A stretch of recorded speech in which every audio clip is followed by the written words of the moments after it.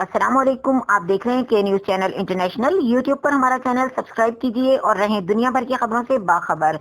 लिए चलते हैं आपको शेखुपुरा, जहां से रिपोर्ट कर रहे हैं हमारे bureau chief Tahir Khan. Deputy commissioner Sheikhupura Muhammad Asghar Joya ने मदर एंड चिल्ड्रन कॉम्प्लेक्स में बच्चों को कतरे पिलाकर पोलियो मुहिम का आगाज कर दिया।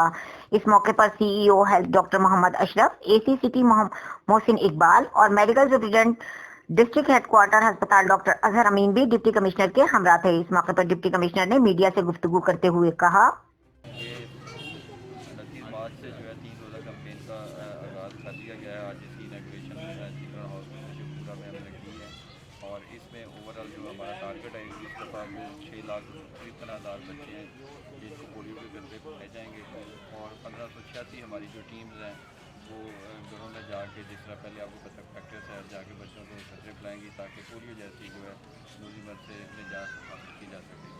आवाम से मेरी ये अपील है इस हवाले से कि वो हमारी टीम के साथ तावन करें और ताकि अपने बच्चों को एक मजदूरी से जो है वो बचा सकें।